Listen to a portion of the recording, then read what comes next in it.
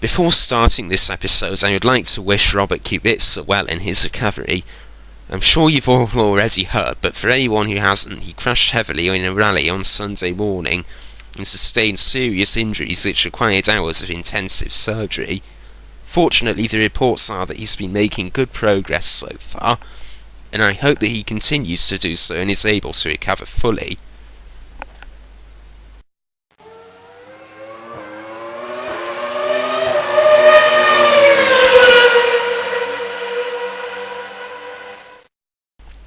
Hello and welcome to episode 6 of Not Another F1 blog. Because the ruling on Lotus vs Lotus has been suspended until March, I will be suspending my episodes on those events until then as well.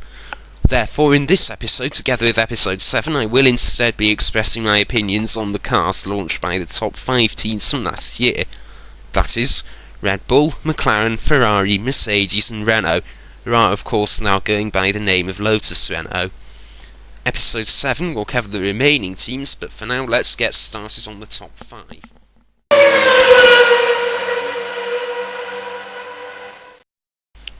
Red Bull's title challenger is outwardly similar to last year's RB6.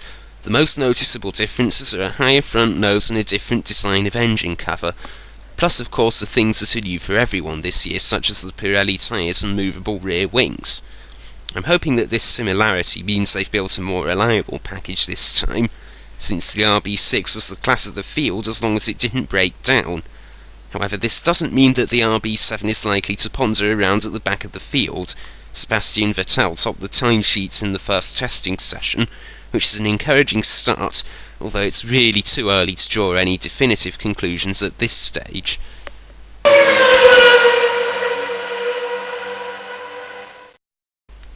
Unlike the Red Bull, this car features striking differences from its predecessor. The MP4 sports unique L-shaped side pods and a completely new airbox design.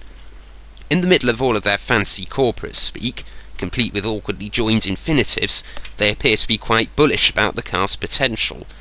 Since they launched this car after testing at Valencia was finished, we'll have to wait until the next testing session before we get any indication of how well it performs. But all of these new features are going to leave an inevitable question mark regarding reliability. Last month there were rumours that McLaren could change their livery, perhaps to red and black, in order to help to differentiate their cars from the Mercedes ones. However, McLaren dismissed these rumours, and they've now launched the car in the same silver and red colour scheme that they've been using for the past 5 years. I don't really mind about this though. I've always liked the red and silver, but I think the red and black would have looked nice too.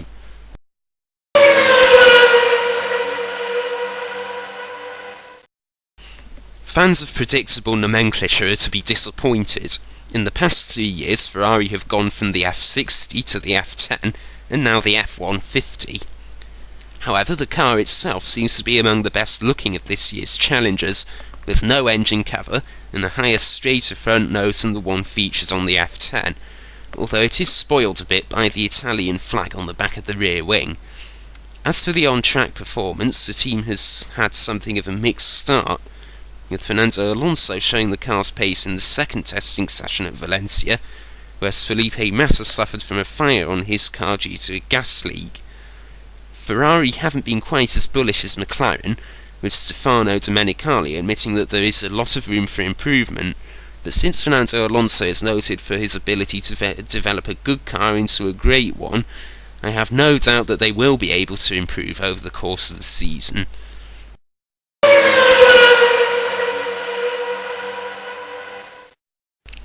Like Ferrari, Mercedes have built an attractive looking car.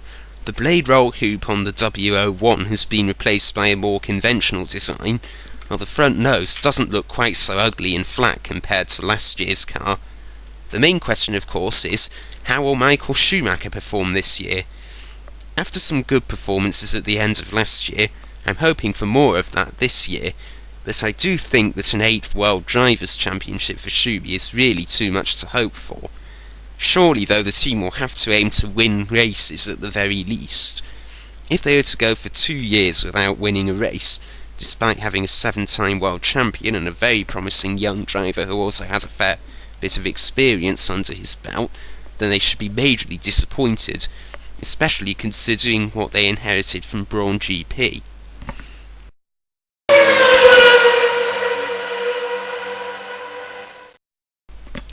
Lotus Renault have, as expected, unveiled their car in a black and gold livery reminiscent of the classic Lotuses of the 1970s and 1980s.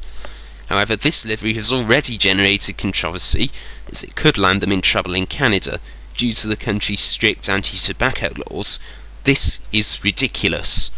I understand and agree with the ban on explicit tobacco advertising, but I suppose one can even argue against that. In these times of awareness of the dangers of tobacco, I find it highly doubtful that any rational thinking person would take up smoking just because the Formula 1 team they support features it on their cars.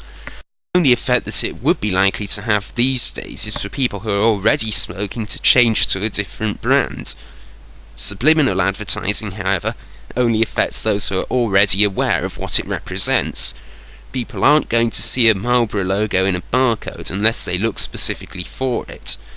With this in mind, trying to ban subliminal advertising is absurd.